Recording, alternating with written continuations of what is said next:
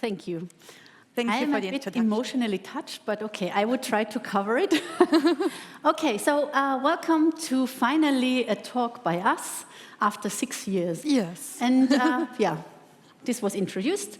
So maybe to start with, and we heard it already today in the morning by Ada Pellat, why it's so good to be in this sector, right? And to be in the data science, it's a really great time. You see the potential of this market, and women would like to be part of this market, of course, right? So we also want to have a share of that. So this is a good argument why you should go into data science, one thing. Second thing is maybe the thing why we do what we are doing and why other people also try to convince more women to go into this field is this statistic of female graduates. And computer science, this is where we are, right? So the blue line, which is somehow there was a peak around 2020. I don't know if this is like a statistical outlier or not, but this is the data that we can find out there. But it's decreasing again, and that's horrible. And the other thing is the female workforce, so then you have graduates, but not all of them are joining directly as workforce, right? The female workforce is stagnating. So there's no increase really, maybe a slight one, dependent on where you look at it, but there's a lot to do to go towards this 30 by 30 initiative, so the aim of women in data science to really have 30% women in this field, because then women feel represented, like every other minority in this field, right? So this is a bit the reason why we're doing it and why we want to emphasize even more on that one. And thank you, Olivia. She already covered the most important topics and also the motivation and reason for us to join a worldwide organization. So WiDS Villach was not entirely our invention. We joined a much larger organization called WiDS Worldwide. So the mission, the overall mission, is to change the field of data science in a way that women participate actively, not just in education and teaching, as math teachers, for example, but really as working as data scientists. And the aim, the overall aim that Olivia mentioned before is covered under the topic, the 30 by 30 action. So the aim and the goal is that women make up 30% of data scientists around the globe by the year of 2030. How can we achieve this? And the idea of WiDS Worldwide is to get access to women and to scientists on different levels. It's not just, going to universities and making ads for data science there. It's trying to reach people women and girls at every age level, starting from high school students. Like us, there are more than 200 events worldwide after the initial WiDS conference in Stanford, with more than 180,000 participants around the globe. I think that's quite a number, because there are so many people that need to be reached, maybe want to be reached, and out of like 192 countries, 163 are already participating. And Olivia and I, we decided to join the WiDS movement by becoming ambassadors. So you have to apply, you have to contact the Stanford core organization team and tell them, well, we would like to be part. We would like to organize a conference here in Villach, here in the most southern part of Austria. Now, what's the journey? Well, we're not exactly part of the very start, as I mentioned. It started in 2015 in Stanford, in California, with a local conference always on March the 8th. March the 8th is World Women's Day, and every year there is the Women in Data Science main conference in Stanford. 2017, they started with regional conferences and podcasts and also datathons, so competitions in programming and data analysis. Starting from 2020, and we joined 2 years later, there is the Next Gen. It's an education outreach project. And I see, for example, here, Larissa and her group, and I see Michael and his class. I see these are the teachers that are part of this next generation. We want to motivate students, high school students, to join the movement. And so it's getting closer, and since 2023, WiDS even became an independent, non-profit organization, also organizing university datathons. Now, what's the datathon? The datathon is like a competition where there is a data set that's being distributed. Could be a data set on breast cancer, for example, where you have data from different technologies. You have clinical data, you have molecular biological data, you have all kinds of parameters, measurements, and also the difficulties from getting data from different research centers. And these data are provided, and although it now seems so complicated, 51%, and more than half of competitors are absolute beginners. And I think that's an amazing fact, right? And 73%, three-quarters said, well, they gained new skills by competing. And we all love to compete, don't we? We saw this in the morning with the Kahoot. Everybody was very excited in competing. And so the Datathon is really also a measure to increase the awareness and to motivate people to join a field that seems so abstract, but it's not. And another important aspect also from WiDS Worldwide is a mentoring program. As Manuela said, Olivia and I, she feels we are role models. Maybe we are. And maybe this is also the reason why we want to shelter and mentor and chaperone other women to join the field. The mentoring program means you can join as a mentee, could for example be bachelor or master students, and find yourself a mentor that guides you through the complex world of data science, and also maybe helps you overcome issues that might still be on the way. It's not as easy as it always sounds, you know. Everybody sees the glory, no one sees the story. But that's why we're here. We're trying to help and try to chaperone you through this process.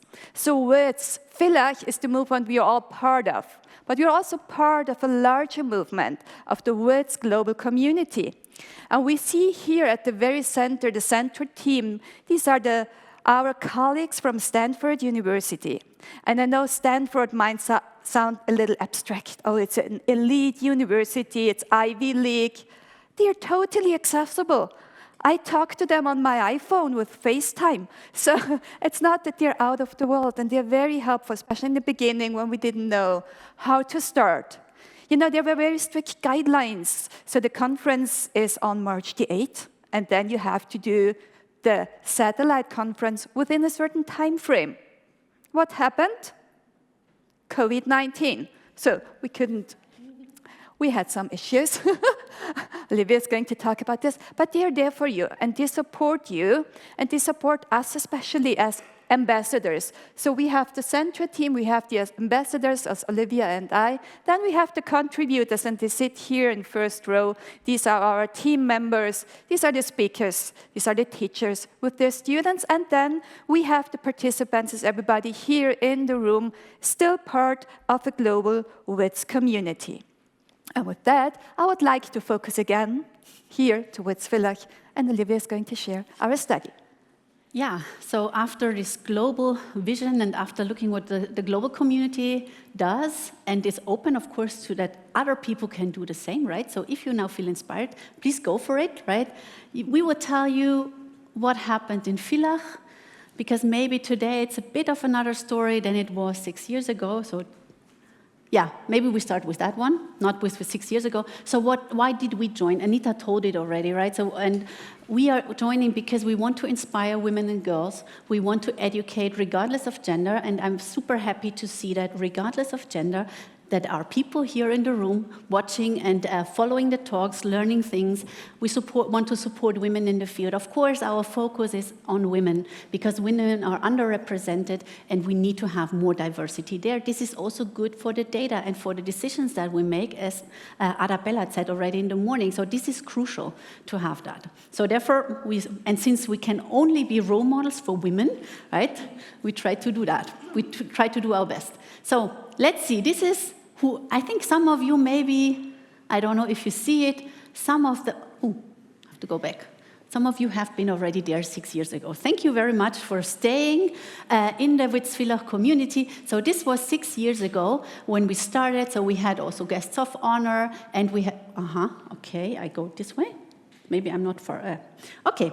And we had here in the room, it was COVID time, right? We tend to forget it, I also, but we really had every second row only participants, always one participant, 2 empty seats, one participant, 2 empty seats. Everyone wore masks, right? So it was a complete disaster.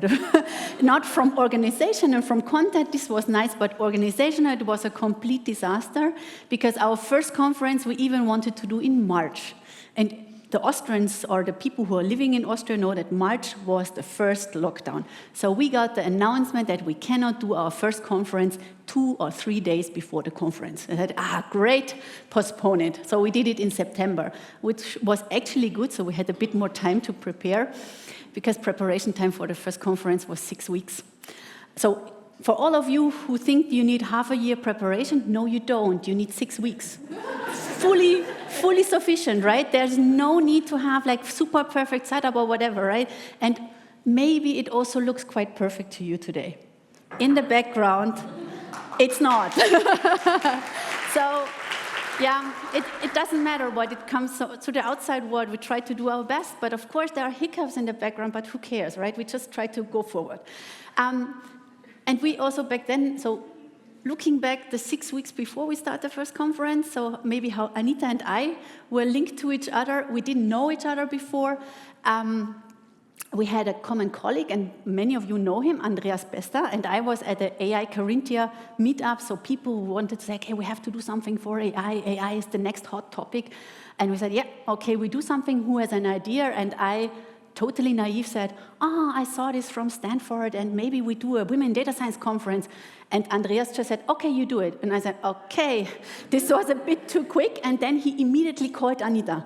And I had no idea. And you still remember what he told you, right? Yes, I do. Because I was here at QS giving 8 hours of lecture in technical mathematics. Finally, on my way home, there was a red traffic light, and Andreas called so I could, answer the phone. And he said, well, would you be willing to organize a WiDS conference? And I said, well, yes. So I passed you over to Olivia, and then I had her on the phone, and she's like, hi, I'm Olivia. Easy as that, right? So you just need a colleague connecting you, right? And we didn't even, there was no possibility to go back. We said it once, and we said once, yes, maybe with a slight question mark in the background, but nobody heard the question mark. It was a great idea, and I'm super happy that Andreas was pushing, right? I back then had a little baby, and said, maybe not the best reason, but who cares, right? After we do it. And so this is how it happened, and yeah, there was no strategic plan behind it. It was just a nice idea at a coffee break, and then we went for it. So don't be shy. And yeah, despite the circumstances, we still had people there, and it was fun, the first conference already. How we developed, so we developed quite, so it's for me, it's super nice to see that, to see how the participant, the number of participants like grew over time. We didn't expect that in the beginning. We thought we'd do a conference for 30 people. Our network was very small or we thought our network is small in Carinthia, and it wasn't. And we hit a nerve as well back in this time here in Carinthia to really foster a regional community that exchanges. So this was also, so 2 things why we did it. First, empowering women. Second, having a regional community. For those of you who are in Carinthia, you know it's not Vienna. It's not that you'd go every 2 weeks to a meetup, someone talking about data science. We maybe here in Villach don't even know the data scientists from Klagenfurt because it's just half an hour, but we don't, right? It's not so easy to connect. Yeah, so therefore I'm super happy with these numbers. And yeah, I'm also super happy. These are impressions from the last conferences. And when I looked at those ones now in the past weeks, I said, there are so many happy faces, right? Everybody is smiling. So not only we have fun here on stage and the people working with us, also at the presenters, the speakers, the guests of honor. So there's a lot of smiling faces, and this is exactly cool. So I like it a lot that people have fun here. It's not like learning, I have to learn something. No, I can enjoy it, I can network, I meet people that are interesting. So this is exactly what we wanted to achieve. Yeah. With that said, because I'm looking at, I don't know what's the time, so you have to stop us because we don't stop talking. And therefore I hand over. That's good. Excellent. Good. So I would like to give a short overview on Girls in Data Science. As I said, that's an education outreach project that we started in 2022, 2 years after our first conference. We thought, okay, now COVID is a little bit over. Now we can start, getting wider, larger, bigger. And we started because it's so important. There are so many great career opportunities. Being a data scientist, you're practically never without work, not a single day. And also, when dealing with data science or statistics, mathematics, you get powerful problem-solving skills. And we want girls to feel comfortable and confident that they're able to do this, that they're confident in STEM subjects. And they should make a real impact, because if we reach the tipping point of 30% women in the field of data science, then our voice really matters, and we can contribute with our views, our competencies. And these skills are future-proof. I mean, who would have thought, for all high school students 3 years ago, that you would have someone writing your homework? Now you do, right, ChatGPT, but it's going further. And this is future-proof, so maybe the job that you're going to do is not already existing yet. But if it's going to exist, it's going to be highly paid. And this is also one of my points that I would always like to stress out, is the gender pay gap. It's not a secret. You can go to the homepage of Statistics Austria and check it out for yourself. It's tremendous. And it's getting bigger when you're getting older and you think of your retirement. It's huge. It's thousands of euros a year. But when girls and women decide to, for example, enter the field of data science and be confident that their skills and their abilities matter, they can enter a field where they can really make money. And I can guarantee you there is no gender gap in data scientists, because we talk to each other and we will make sure I'm not earning less than one of my male colleagues. Now, a few perspectives from our participating schools. Now, today in the morning, you already saw the students from the high school BRG St. Martin here from Villach. Now, we're going to see in the afternoon session students from WiDS Villach. We also have students from HLD Lienz. They visited last year and participated in a project. This year we also have the HTL Villach. And this year, for the first time presenting, also the BRG Lienz. And this is when I hand over to Olivia. Yeah. So it's going back and forth. In the preparation of this talk, we thought about, okay, what should we show you, right? That's somehow interesting for you, and that's maybe also inspirational for you to join, so to go for the similar journey than Anita and myself did. And as Manu said already, so yeah, we're realizing after 6 years that yes, we are role models. So we should be also role models in showing you that our CVs are not straightforward, right? It maybe looks like, if you say, okay, head of data science, professor of mathematics, yeah, great, you achieved it. The CVs of us are not that straight, right? We also struggle, but nonetheless, who's not struggling in the career path, right? Doesn't matter which gender. So we decided to show also something that's maybe not directly findable at the internet about our CV, because at LinkedIn, my CV is super polished, right? So of course, like everyone. So, but first I start anyhow. So I went to school in Klagenfurt and in Salzburg, Steiner School. Then I went to University of Klagenfurt doing my Ph.D. in 2011. And then I started working at KAI, and since 2021, I'm heading the data science team there. Looks super straight, but actually it's not, right? Of course, I didn't just went to school, and then afterwards I studied math and focused on statistics, and I went on and on and on and on. After studying, after school, and I don't know how many of you know Steiner School? Some. Yeah, it's not the tech community. graduating from Steiner School, right? People graduating from Steiner School, they're most of the time focusing on art, social sciences, and so on, like many of my colleagues. So I was a super nerd and not really, not representative. Doesn't matter. I had a great teacher who was super into academic math. All my classmates hated it. I loved it, but I was super like, I love math. So as a girl, you're not like, it was not super fancy to say, I like math. And I was not super clear if I want to go into mathematics. So after graduating, I wanted to see, it was 50-50 going to art or going into data science or into mathematics. But first decision that was super clear after graduating from school, I don't want to go to university. I'm full with studying, right? I want to take a year off, enjoying leisure time, like many 18 years old, right? Partying, going to the beach, whatever, right? Traveling the world. I went to Switzerland and I was a waitress for half a year at Grindelwald, so this is a skiing resort, very nice. I'm a skier, so I like it a lot.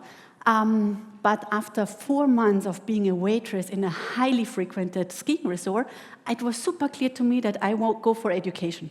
I am not a waitress, not at all. So for every one of you who is a waiter or a waitress and enjoying it a lot, great. I feel that, or I appreciate the work that you do. I decided after half a year, I was done with it. I still did it during my studies to afford my studies, but nonetheless, this was really a good time out to know that maybe studying is a good way to go. And the second decision was then when I started studying in 2002, I didn't went for art. So it was really still 50-50, but back then I made exactly the decision that Anita just told. Maybe I study something where I can pay my bills. And I know many artists, right, from my school back then, and also in my friends, some of them are artists, and the really good artists, they still struggle, right? It's super hard to pay the bills. And I was not a good artist. And so I'm like, oh my God, I'm just interested in, so better maybe I go for something where I'm good at and I can pay my bills. And it was a good decision for me.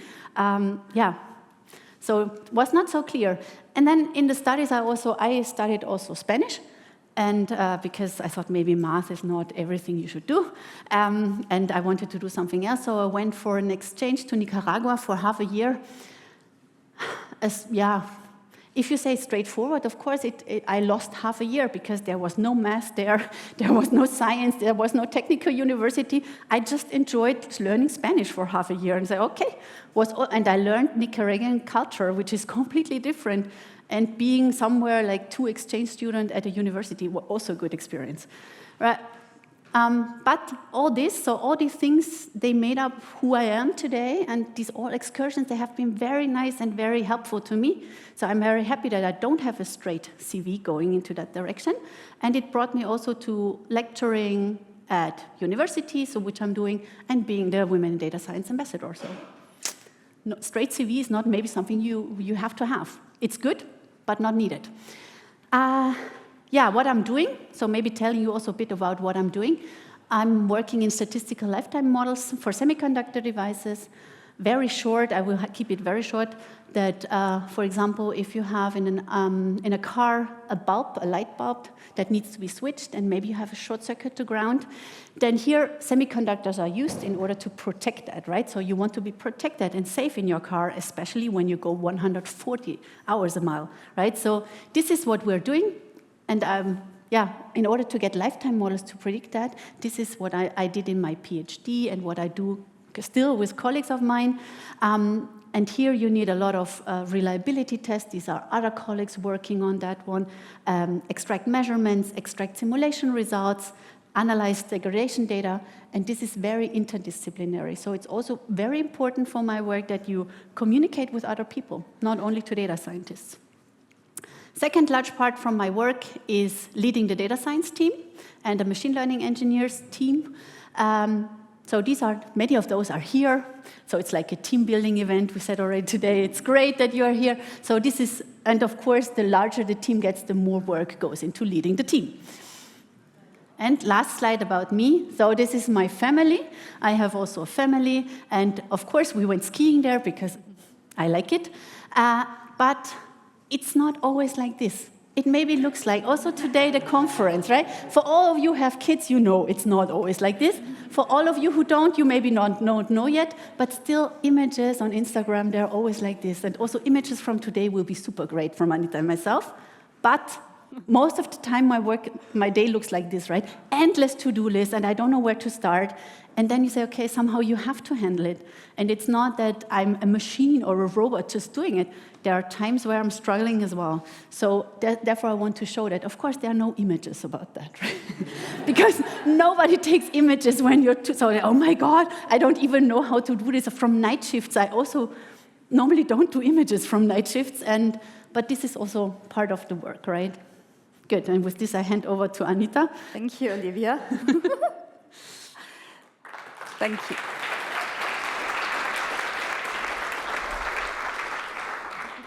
Well, as already introduced by Manuela, my work is I am a clinical data scientist, and what we do in science is we publish scientific articles, so that's our currency.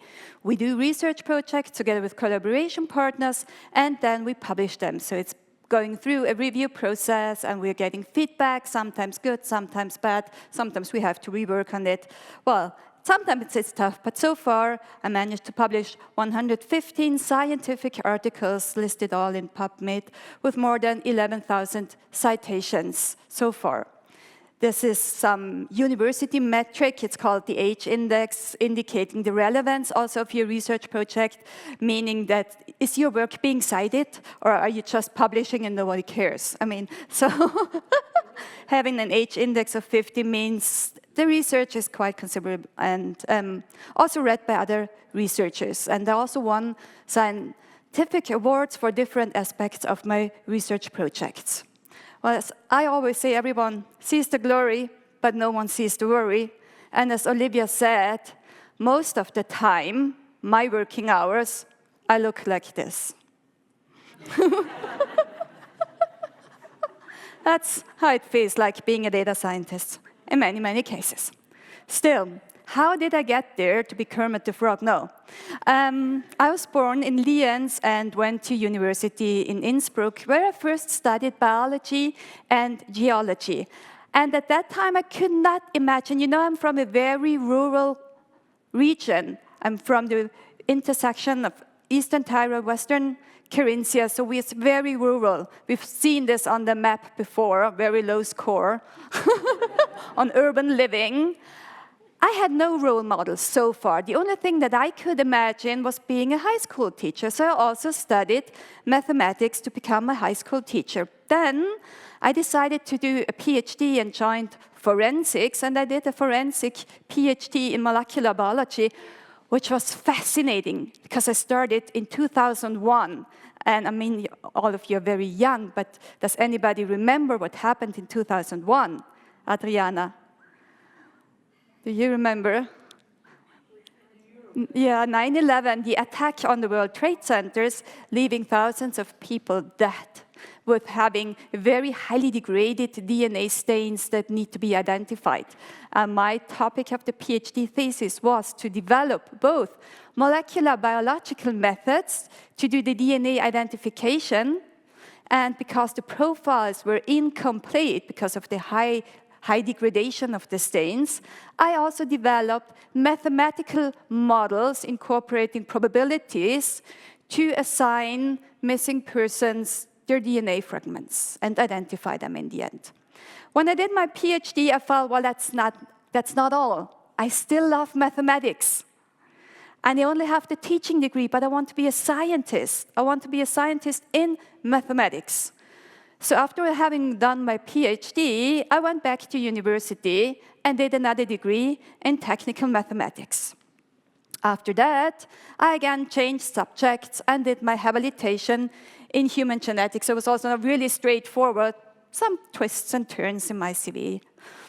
Anyhow, I started working at the Institute of Legal Medicine in Innsbruck, where I stayed for 6 years as a university assistant, then changed subjects, being a human geneticist, where I still always combined clinical methods, molecular biological methods, and mathematical algorithms. So I developed mathematical algorithms to solve biomedical problems. I called it biomathematics. And since 2015, I'm a professor for mathematics here at the Department of Engineering and IT at the Carinthia University of Applied Sciences, and I want to give you a sneak view on what my current research focuses on. And I see some of my students here, and they probably already know. So my husband is an neurosurgeon, and he's clinically restoring chewing function. And what I do is I do the entire clinical data science. I model mathematically the defect sizes that occur in the alveolar ridge, and I try to develop models that can give you better decisions on what kind of surgical method is best for a given defect to get the best outcome and to restore the chewing function of patients with tremendous defects, sometimes without any complications. And as mentioned before, I'm also very passionate about science communication, and that's my alter ego, Science Barbie. Don't ask me about the name, I know, but now it's there. And I'm Science Barbie explaining mathematics. I have a YouTube channel where I explain mathematical examples, both on university level, like partial differential equations, but also on the high school level, where I explain how to differentiate a function, how to integrate. And I have more than 700 videos. They're always short video tutorials, and they distinguish from other YouTube channels that is not focused on me, so I'm not in the center of attention, but the mathematics is. So I'm writing on a piece of paper, I'm using my calculator so that students really can get an understanding and do it and copy my way of tackling a mathematical problem that's always very structured and very systematic. I think it should help. And I got contacted by the Springer publisher to publish a book on engineering mathematics, and this just finished it in February. It's going to be published very soon, and it's based on Science Barbie tutorials. So that you buy a book, and it's full of QR codes, and it has the fundamentals of mathematics, but everything else is explained with my YouTube channel. So I think that's also the way to get access to younger students and everybody. You don't know how to dye your hair, you ask YouTube. You don't know how to water your plants, you ask YouTube. You don't know how to solve a partial differential equation, you ask Science Barbie. So that's the way it goes today. And I have spare time too. And I also wanted to give you a view on my family. That's my family. I have 3 daughters, and that's our favorite hobby. It's horseback riding. Here we are in the Canadian Rocky Mountains. I'm all very excited and very happy to do what we all like to do in our spare time.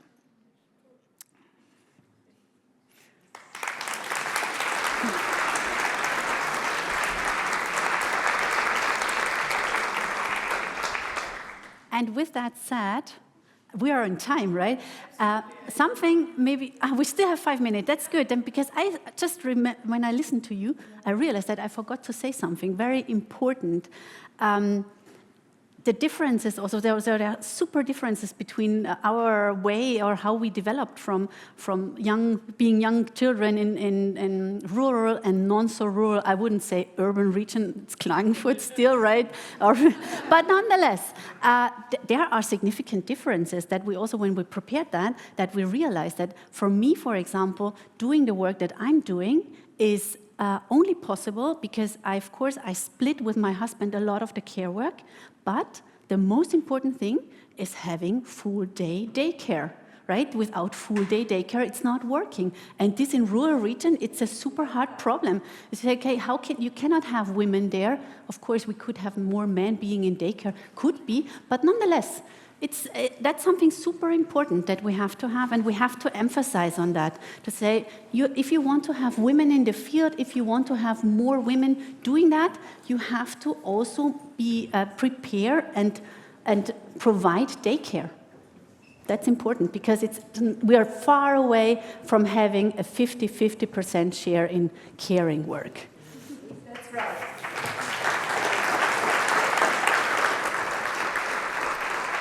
So, and now we are ready for questions. Q&A session. Yes, super on time. Yeah, thanks for this very, very inspiring keynote. We know each other for quite a while, and I also learned a lot of new things today. So I guess that for the rest in the room, it was also very inspiring and interesting. Yeah, before I maybe start with one question, is there already a question in the room? Or online, of course. Yes, we have one.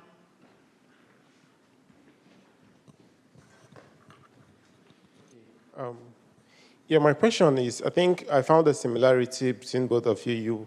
You two liked mathematics. So is it possible to make somebody who doesn't like mathematics, but you know it's about dedication, so if you put your time, you would know it. Is it possible to inspire somebody to pick interest in this and grow, or you just have to like mathematics or you're done, as a lady? Yeah, good question. Do you want to start or should I? No, please go ahead. So, liking mathematics, of course, it's an easy start because it's a complex field. We heard it today in all the talks, right? You have to mingle around with data, finding some solution. It's maybe not so easy. So I think it's a good thing not liking mathematics, but liking riddles, right? If you're a person who likes to solve riddles, that's a good basis. And then learning the mathematics, actually, we all learn it in school.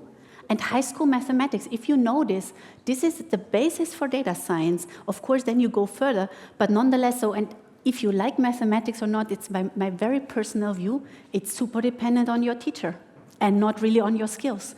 So I had a teacher inspiring me, not inspiring my colleagues.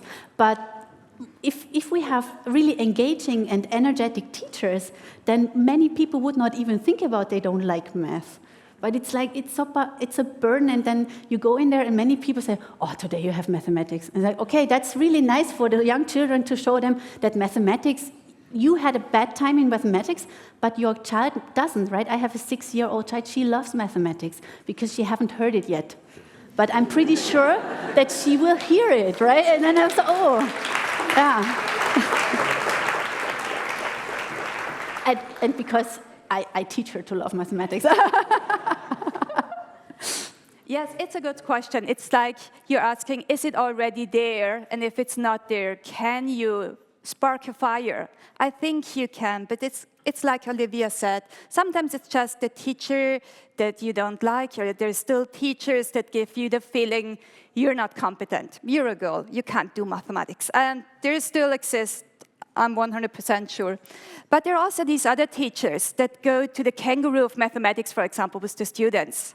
And all of a sudden, in every class, there are 5 students competing. It's not just like one. In my high school class, I was the mathematician. All of a sudden, it's 5 in every class competing in kangaroo of mathematics. Meaning, yeah, it's probably not in all of us, but it's in many of us. And you can only spark a fire that's burning within yourself. And if I'm burning for mathematics, I can lit the fire in other people. And I think that's the way to go. That's to show other people. It's fascinating, it's nice, and it's not just, dividing and subtracting, and in the end, the result is wrong. It's not an entire number, it must be wrong. Like, that's the high school phenomenon. So we can do other things that are nice, and that's what we want to show. Yeah. More questions? Yes, we have. Very impressive life description path, but it wasn't all easy. No? And no pain, no gain. Would you like to elaborate on that? Who goes first? Yeah, so of course it's not easy, but also any other education is not easy because you're struggling, you have maybe private problems from time to time, and you just say, okay, I have to deal with that, right? So of course, and nobody likes to talk in a full audience about private problems, right? But nonetheless, it's there, and we don't highlight this. But of course we struggled, and also I heard back then when I started mathematics, why do you go for mathematics? At first you're a girl, But this was not too much in my environment, so I had really the good starting point to have a very open-minded environment in my family. But nonetheless, they asked me, what do you do with mathematics? And I also didn't know. So when I started 2002, nobody talked about data science, nobody talked about AI. There was always, you're not a math teacher. What will you do? Will you do some kind of integrals? Nobody needs that, right? So I also struggled with that, and I was not sure if I do something that I can really do something with it afterwards. So you're constantly questioned. And I'm also constantly, because I have a Ph.D., so in Austria titles are super important, Dr. Olivia Pfeiler, right? I'm constantly Mr. Pfeiler, because Olivia, doctor, then it's always Oliver, right? So you're struggling with biases that you get. I'm also always, or always it's maybe too exaggerated, but I'm super often asked, how can you handle family life? And how can you work too much? Are the kids not too long in daycare? My husband is never asked, never, right? It's always me that I have to somehow explain to people why kids like daycare. Even if I go there, say, you're here already, and say, okay, yeah. So it's a woman question, and you constantly see this or receive this bias. I don't even realize it all the time because you're so used to it. So it's a constant struggle. Yeah. May I just add something?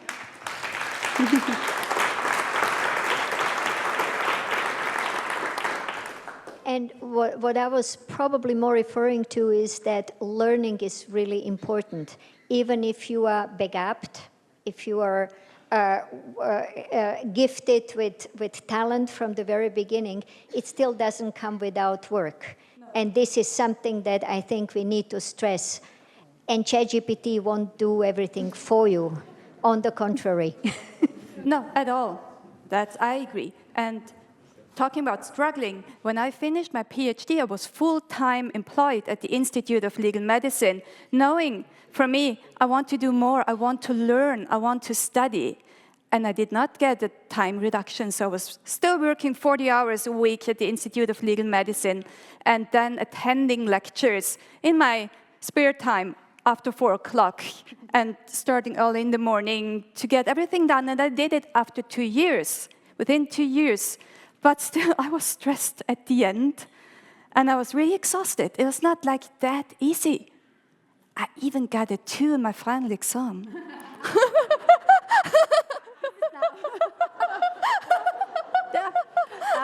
But of course, you have to be constantly learning, but it's not something super special to math, right? It's super special to every university degree that you have to earn it.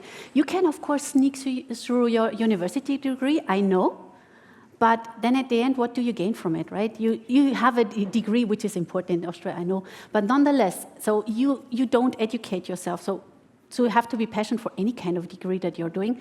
And also, I have to say this now again, I failed my first math class in university. I just say, okay, I was always a one so super great student in school, and then my first exam in university, I failed. Said, okay, welcome to reality. One more question over there, and then one over there. I have no question. I just want to say thank you for that you are so honest with us, that you show the human beings behind tables and charts and working as an analytic. And it's very uneasy to explain what's behind. And there are also human beings behind with lives, with kids and everything. And also thank you for showing that there is never too late to change the decision, also in the career path. And that whatever you do with the patient, you are inspiring, and you are inspiring. Thank you. Thank you.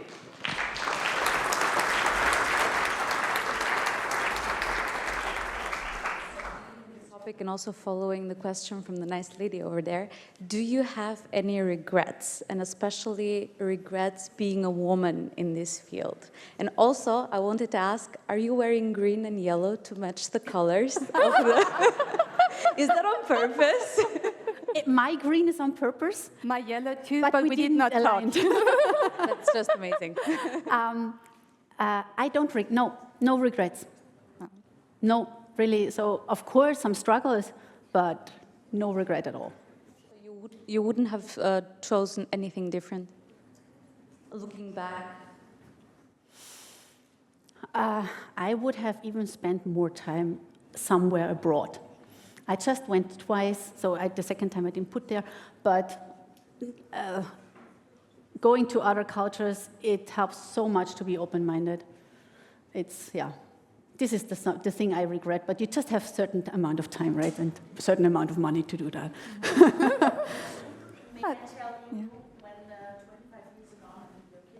Sorry, it's just, you need them. Yeah. You want to?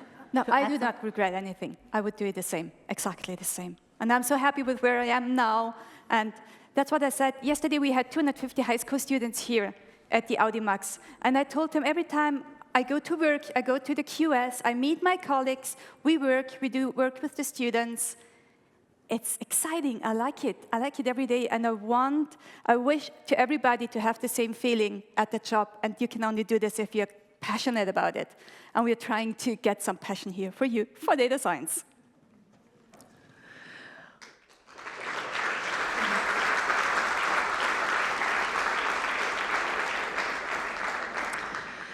So that was well said. We have one more question, I guess, and then...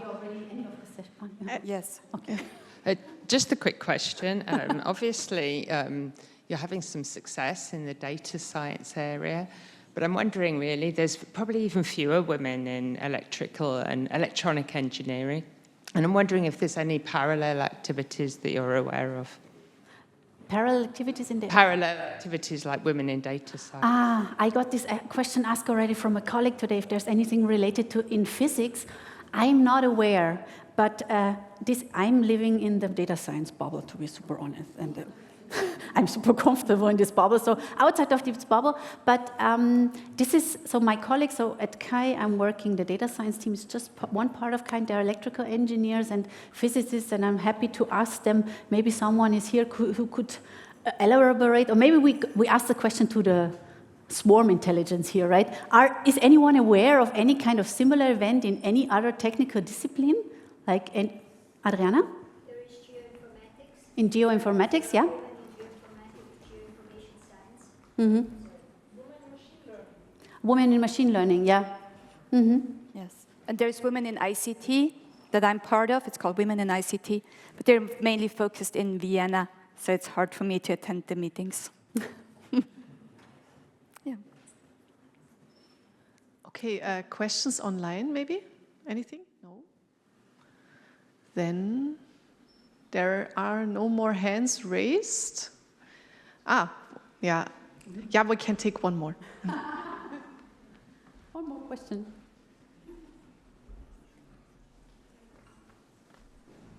Firstly, thank you for emphasizing the support for women in data science. As a woman currently pursuing a master's in data science at University of Klagenfurt, I would like to understand more specifically how does your organization support women like me, especially those early in their careers and navigating challenges? So I think for the FH, it's quite obvious that you support, but you can maybe say first. For QS, I support students. For example, that I supervise their master projects.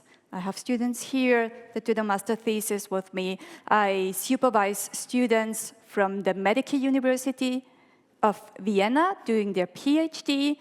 This is what we offer here. So I think it's also possible to, what we offer for you is networking and getting to know each other, and maybe also finding a research project that you could join, where you find passion for, or that you think it's exciting. So we have here presented many researchers that are already PhD or postdoc level. Maybe something came up that, crossed your mind and thought, that's exciting. So we're here for you. We're going to connect you. And if you want to, you can talk to them, maybe do your PhD thesis there or your master thesis. And so for the company I'm working, so KAI, we are 100% subsidiary of Infineon Technologies Austria. And we are highly research and education oriented. So we offer master thesis internships already during the study program. You just have to go to our website and the career options are there, or just connect with the colleagues here. Also at Infineon, they have at the career site, whenever they offer master thesis, there's a close cooperation with the applied data science and also with the electronic engineering program and with I think with a lot of other programs here at the Fachhochschule. I'm just aware of those two. So just connect with them, and there are options. I know currently, since in the market is a bit volatile, right? Maybe not so many as there used to be, but there are some. Thank you so much. Okay.